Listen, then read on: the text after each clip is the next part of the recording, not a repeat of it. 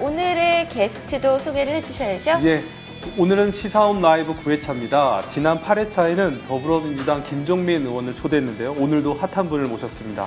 오늘 9회차에는 우리 자유한국당의 우리 윤상현 의원님을 모셨습니다.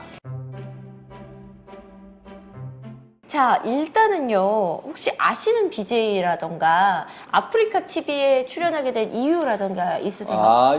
뭐 제가 아프리카 TV는 옛날부터 어떤 1인 미디어 시대의 네. 선두 역할을 하고 있고, 그래서 한번 젊은 분들하고 한번 소통과 공감의 기회를 가졌으면 하는 그런 생각을 가졌는데 이렇게 이제 방송 제의가 와서 나오게 됐고요. 네. BJ분들은 제가 좋아하는 분들이 몇 분 있습니다. 가끔 칭맥도 하고 그러는데 치맥도 했다고요? 그래서 예를 들면은 보겸이, 네. 김보겸도 좋아하고 유선아도 좋아하고 이석현도 좋아합니다. 오. 제가 지역 주민들한테 멀리 있는 사람이 아니다. 네. 가까이 있는 사람이다. 또 언제든지 만날 수 있다. 해가지고 같이 어울리는 거예요. 국회의원들 명함 보면은 자기 이 이름 넣고 핸드폰 번호를 안 적어놨는 네, 거예요. 안 넣어요. 저는 다 그걸 핸드폰 번호를 줘요. 그래가지고 다 소통하고 그래요. 그래서 직접 소통이 중요하다는 걸, 공감이 중요한 걸 느끼고, 그래서 많은 사람을 뵐 수 있고 정책 대안을 제시하는 게 이제 그런 토론회 네. 아니냐. 왜 요번에 갔느냐. 내일 모레 28일, 29일 그렇죠. 날 네. G20 오사카 G20 정상회의가 있어요. 네. 그러면 지금 미국하고 중국 간에 무역 분쟁이 있어요. 또 화웨이 기술 패권 문제, 남중국에 여러 가지 문제가 많아요. 네. 그런 문제에 있어서 뭔가 레버리지가 필요한 거예요. 시진핑 주석이. 네. 트럼프에 대항해서.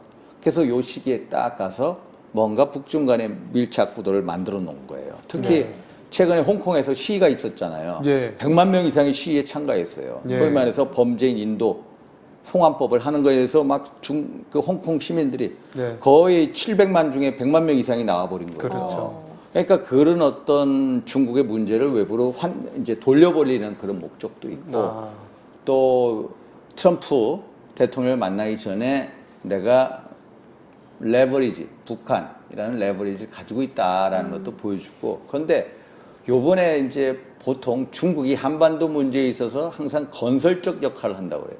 네. 건설적 역할. 근데 요번에는 뭐라고 했냐면 시진핑 주석이 한반도 비핵화 문제에 있어서 적극적 역할을 하고 보다 적극적으로 개입하겠다. 네. 북한이 가지고 있는 안보 우려, 경제 발전 어려움에 힘 닿는 데까지 도와주겠다. 이렇게까지 얘기해요. 네. 네. 내가 나서서 한반도 문제에 더욱더 개입하겠다는 신호탄이거든요. 어떻게 하면은 이 전쟁이 없는 평화로운 국면으로 나아갈 수 있다고 보시는지 이 상황을 전쟁 없는 어렵다.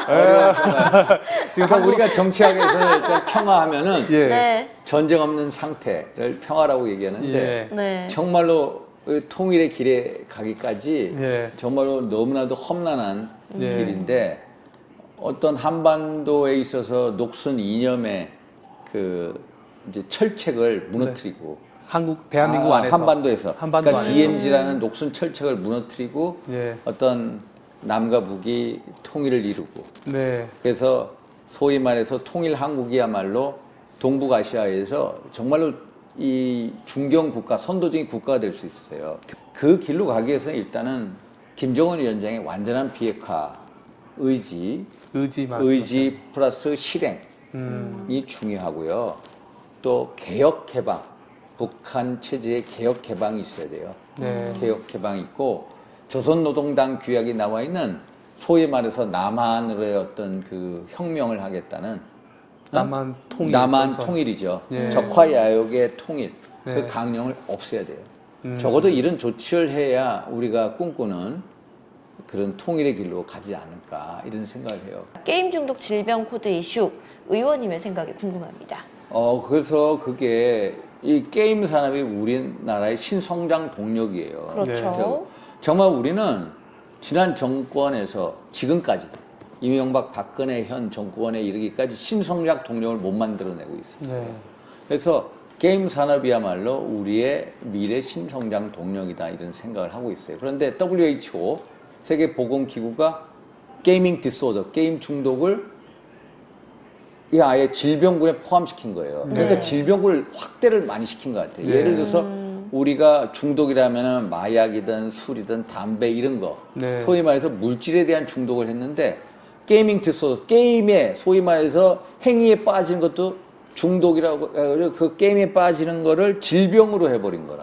네. 그러니까 WHO 규정을 그렇게 한 건데 그거를 우리가 어떤 사회적인 어떤 논의나 합의를 해야 되는데 그걸 우리 보건복지가 받아들이겠다고 한 거라. 어. 그러니까 문화관광은 또 반대야. 네. 이게 정부 내에서도 반대예요. 그러니까 질병이라면은 의학적으로 명확한 판단 기준이 있어야 되잖아. 네. 그 기준은 아직 없어요. 그래서 우리 나름대로의 우리 정부 측에서 우리 나름대로의 어떤 명확한 그 질병에 속한다는 기준을 제시하고 사회적 합의 과정을 이뤄나는 게 필요하다라고 저는 생각하고 있어요. 예.